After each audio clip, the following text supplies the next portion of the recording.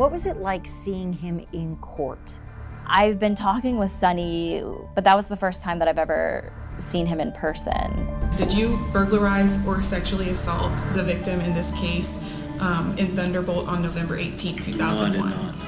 The truth. We'll find it. It has been 5 years since you first told this story, if I did my math correctly. Gosh. I know, can you believe it? Sonny was found guilty, life in prison, after a sex assault in South Georgia. Bliss Savage was on the 11 Alive team when we first shared Sonny Bharadia's story in 2018. He was waiting for his habeas corpus hearing. A writ of habeas corpus is a civil action that challenges a person's incarceration. Basically a Hail Mary motion to convince the judge he is innocent.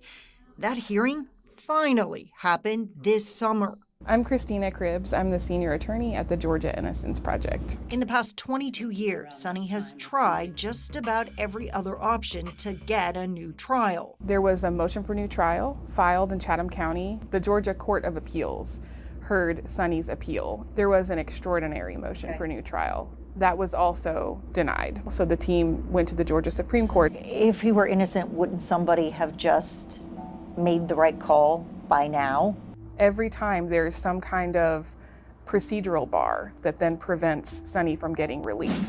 One of those big procedural bars involves DNA evidence. The gloves were worn by the perpetrator when he burglarized the house and when he sexually assaulted the victim. Sterling Flint's DNA is on the inside of those batting gloves. Sterling Flint is the man who testified against Sonny at the trial. And Sonny's DNA is not on the gloves at all. It's not in the gloves, it's not on the gloves, it is nowhere to be found. So the courts have repeatedly ruled his attorney should have presented that DNA information back then. But in 2003, this forensic biology manager said the GBI only tested DNA on blood, semen, and hair. This is DNA of cells, or touch DNA. Even when he started in 2010, it was fairly uncommon. So case by case? Yes. Not a routine procedure? Not routine. We're still trying to get the court and everyone to understand that that was just not correct. It's just unbelievable how long it has taken for us to try to get this mistake corrected. If they don't win this one, it's evidence that a jury will never hear. But the jury foreman in Sonny's trial said they should. Wow, just hearing what you guys told me now, that's shocking. That was his reaction when we told him in 2018. And something needs to be done about that. It's not just the DNA. Sonny's attorneys actually call the past 2 decades a tsunami of prejudicial and constitutional violations led to Bharadia's wrongful conviction. No one bothered to verify his alibi.